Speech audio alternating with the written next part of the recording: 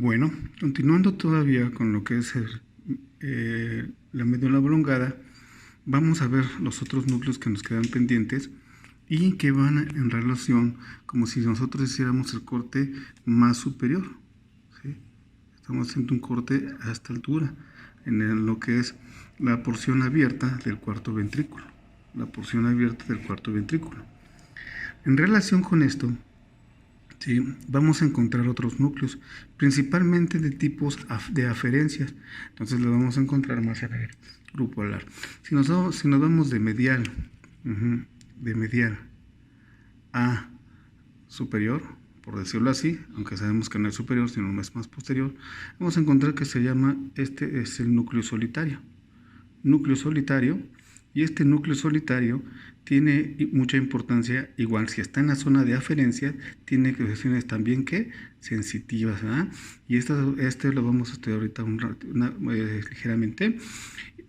Por detrás de él se encuentra lo que es un grupo, un cúmulo de núcleos que se llaman núcleos vestibulares, ¿sí? Los núcleos vestibulares se van a dividir, o bueno, son tres: superior, medial y lateral. Superior, medial y lateral. Entonces, estos se encuentran mucho más en relación o más apegados a lo que es el cuarto ventrículo en su porción abierta del cuarto ventrículo. ¿Estamos? Entonces, aquí considerando esta situación, podemos decir que vamos a encontrar también estas estructuras que se llaman los pedúnculos cerebelosos. Estos pedúnculos cerebelosos también se van a encontrar en relación con el cerebelo y por ahí van a pasar algunas fibras, ¿sí? Como vamos a ver más adelante con un nervio accesorio, que vamos a checarlo más adelante, ¿no? Entonces, más lateralizado se encuentran los nervios cocleares. Entonces, acuérdense que hay un sistema que se llama vestíbulo coclear. Entonces, si nosotros estamos hablando de que estamos hablando de estos núcleos, tienen en relación con ¿qué? Con la vía vestibular y con la vía coclear, que de hecho los tengo aquí, pero va a llegar el momento donde nosotros vamos a ver estas vías y no nos vamos a detener aquí, aunque ya lo había preparado, pero vamos a ahorrar ahorita un poco de tiempo y vamos a simplemente ubicarlos para que en su momento las podemos estudiar con más tranquilidad, ¿sí? Los nervios cocleares se encuentran más lateralizados y va a haber otro nervio que es el nervio del tracto espinal del quinto par craneal. ¿Estamos? Nervios del tracto espinal del quinto par craneal. Okay. Miren, ahora, ¿qué función tiene el núcleo solitario? Esto es bien interesante y podemos darnos cuenta de muchas cosas, incluso hacer clínica con esto. Este núcleo solitario, ¿sí? Si nosotros aquí lo vemos como un puntito, obviamente porque estaba como fileteado, pero si nosotros lo hubiéramos lateralizado, vamos a ver que tiene una forma así, como de un gusano, ¿no? Un gusanito así. Entonces, se divide en superior e inferior. Fíjense que las regiones superiores van a estar en relación con diferentes núcleos. Por eso les decía que algunos núcleos no son específicos para un solo par craneal o para un solo nervio. Este núcleo, importantísimo, tiene que ver con el séptimo par craneal y va a recibir aferencias del nervio geniculado. Hasta acá. ¿Sí? Va a recibir aferencias de la porción anterior de la lengua, y se va a dirigir hacia la porción superior del núcleo solitario. Va a recibir aferencia del glosofaringio, y acuérdense que el glosofaringio entonces también tiene aferencia o sensibilidad, esa especialidad de sensibilidad, y entonces en la parte va a recibir aferencias de la porción posterior de la lengua, el glosofaringio.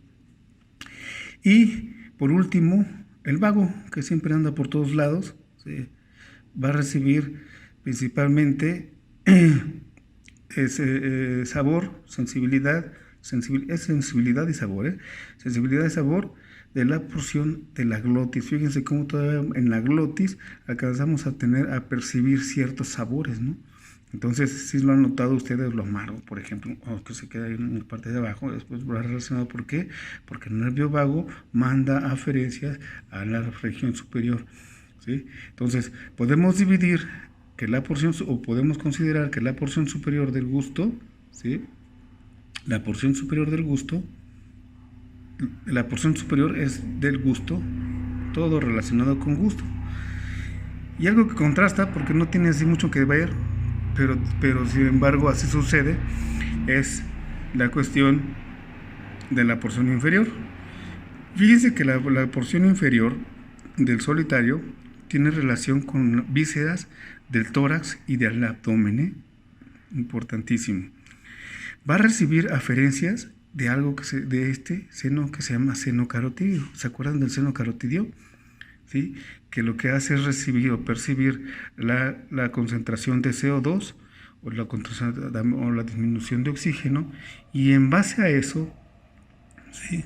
En base a eso, por parte del noveno par craneal, ¿sí? Va a mandar aferencias para cuando haya algún tipo de descompensación con respecto a la presión, al aumento de CO2, y tratar de disminuirlo, mandar esas aferencias, y de ahí mandar esas aferencias a la corteza cerebral, para que de la corteza cerebral ya manden efectos para aumentar, ya sea hacer incluso vasodilatación, pero también se puede hacer que haya aumento de la respiración, y también broncodilatación, ¿no? Entonces, este seno carotidio se comunica por medio del núcleo solitario. Va a tener sensibilidad de distensión abdominal de las vísceras, o sea, del intestino, ¿sí? Y el vago, como decíamos, que anda por todos lados. Acuérdense que llega incluso hasta su participación o su extensión es hasta la flexura cólica izquierda, ¿sí? Percibe distensión, y eso lo va a mandar a la región inferior del núcleo solitario, ¿sí? Para que esto mande, estas aferencias lleguen a la corteza cerebral, y de cierta manera trate de mandar ciertas sustancias o endorfinas que traten de disminuir esa distensión, o simplemente tener esa sensibilidad de dolor que se va a percibir cuando comemos demasiado, cuando hay mucho gas, cuando hay muchos irritantes y cosas así. Todo lo que tenga que ver con distensión abdominal es por parte de la función del vago, que se dirige hacia la porción inferior del núcleo solitario. Importante, ¿va? Interesante, porque aquí vamos a ver que el núcleo solitario tiene una parte cefálica que es sensitiva, ¿sí? Un núcleo solitario que es una parte sensitiva, por gusto. Fíjense, va a tener, entonces podemos decir que es aferente, visceral, pero ¿qué? Especial. Acuérdense, aferente, visceral, especial. Va a recibir sensibilidad de la lengua, y como el gusto es algo especial, entonces, como el olfato, por decirlo, ¿sí? Entonces, a eso se le llama especial. Y en su región caudal, bueno, esta es su región superior, su región caudal, ¿sí? Va a ser aferente, visceral, general, ¿sí? Así se hace esta división. Bueno, esto lo vamos a checar más adelante. Nos vamos a pasar de este lado para que veamos los siguientes nervios, los siguientes núcleos, ¿sí? Perdón, pero es que estoy aquí solo y estoy grabando, y al mismo tiempo estoy tratando de explicarles. Vamos a regresar otra vez a la parte inferior, a hacer un corte por aquí más o menos. Les hablaba del tracto del quinto par. Me quedaba pendiente esto. Acuérdense que el tracto espinal del quinto está a esta altura, Entonces, en este esquema es como si viéramos la médula oblonga lateralizada. Este es el cuarto ventrículo, y esta es que el núcleo del tracto espinal del quinto. Si se dan cuenta, es muy largo, prácticamente abarca todo lo que es la médula oblongada. ¿Ya vieron? Abarca todo lo que es la médula oblonga, y de ahí entonces empiezan a tener funciones. Va a recibir funciones, va a tener 3 porciones: una función oral, ¿sí? Una función oral, una función interpolar y una función de cauda. Entonces, si estamos hablando de cuestión de función oral, va relacionado con el quinto par craneal, va relacionado con el noveno par craneal,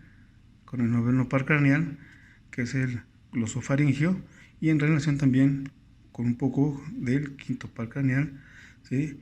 Y va a tener relaciones con el séptimo par craneal, principalmente con respecto de tacto y dolor, ¿sí? El décimo tiene que ver relación con los reflejos, pero reflejos, por ejemplo, nauseosos, por ejemplo, reflejos de estornudos o cosas de ese tipo de reflejos. Esto es el nervio, ese es el núcleo del tracto espinal del trigémino, y como vimos, aquí como está, se encuentra en esta zona. ¿Estamos? Bueno, vamos a continuar con otros que también son muy interesantes. Entonces, estos... Ay, perdón, porque todavía ando con gripa. Bueno, entonces estos, vamos a hablar, igual estamos haciendo el corte a esta altura, ahora sí, a esta altura, y hay unos núcleos que tienen que ver con aferencias, porque están, acuérdense, en la región alar. Ajá. Entonces, ¿qué es lo que van a hacer? Funciones de tipo de aferencias. Hablemos primero del gracilis. Este es el gracilis, ¿sí? Este es el gracilis, ¿sí? Y otro que es el cuneiforme, que se encuentra más posterior. ¿Estamos? Bueno, ¿qué tienen que ver estos nervios? Fíjense, estos nervios van a recibir aferencias, ¿sí? A nivel de médula espinal, ¿sí? Y va a mandar esas fibras, las va a mandar hacia estos núcleos. Si estamos hablando de que ahí como dice aquí, va a recibir información, va a recibir vibración, tacto fino, propiocepción y sensación de peso, ¿sale? Entonces, híjole. Entonces ahí, ¿en qué momento me habló? Permítanme tantito el teléfono, déjenme lo desconecto. Ahorita le marco. Perdón, buen momento, ¿verdad? Disculpen ustedes. Entonces, este es el núcleo gracilis, ¿sí?